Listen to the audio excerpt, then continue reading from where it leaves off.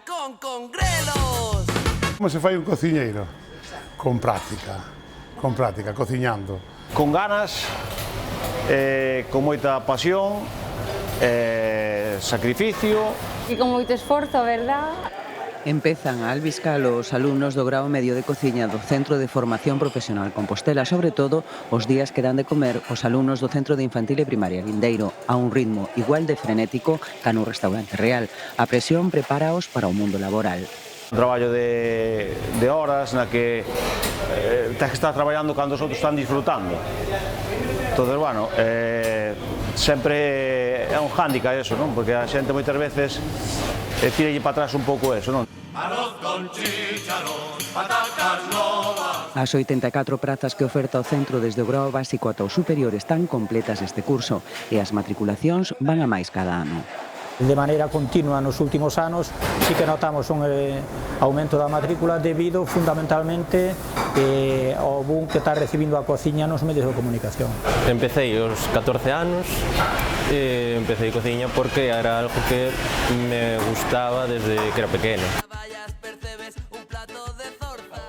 Pasa o mesmo no curso superior de chef do Centro Superior de Hostalería de Galicia, onde chegan alumnos con experiencia previa en cociñas ou que buscan máis formación.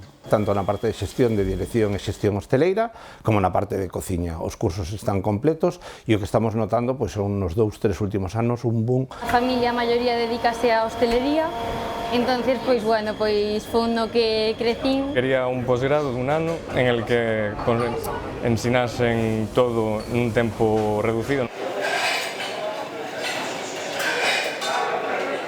O balbordo de potas, coitelos, frituras, ordes e aparellos é a banda sonora dunha cociña profesional con moito estrés que aprenden a xestionar. Talento e disciplina son básicos, pero non suficientes. Sábeno exalumnos que están a alcanzar o recoñecemento dentro e fora de Galicia. Traballar duro, aprender o máximo posible en todos os sitios nos que vayan a traballar.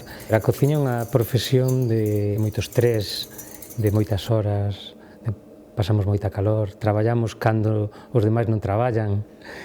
E, bueno, pues, creo que non todo o mundo vale. Estudiei aquí no CSHG e para mí foi clave, ensináronme que o primeiro son as raíces, as bases, entón aprendimos esa cociña tradicional galega que a día de hoy é a base da miña cociña. Tesón e moitas horas de práctica para repetir ata entender o produto e os cociñados nun eido da cociña que evolucionou moito nos últimos 15-20 anos. Incluso de medios e maquinaria. Eso posibilita que o alumnado non solamente teña que aprender as técnicas, senón a utilizar tamén as ferramentas. Veñen con moitas ganas de aprender, a verdad, que nos exixen moito a nós como profesores para darlles formación, a verdad que requiren de moito traballo con eles. Traballan tamén o liderado, a comunicación fluida, o traballo en equipo e a capacidade de manter a calma, todo para converter a paixón en profesión. Para estar centrado en formarme, se teño a oportunidade máis adiante, pois ter un restaurante. Salen con moi boa formación, pero o ideal é continuar ainda usando formación de lado de algún chef, traballando en restaurantes. 3 últimos meses son de prácticas no sector e intentamos que xa se queden a traballar aquí en Galicia. En donde se consolidan fundamentalmente cando salen as empresas. A ambición que teña cada un dos profesionales en seguir formándose. Aí é onde está o éxito. Saber que é un oficio pois moi bonito, porque eu creo que é unha satisfacción moi grande que ti fagas de comer, que teñas os clientes, que degusten os teus platos e que salan contentos, non?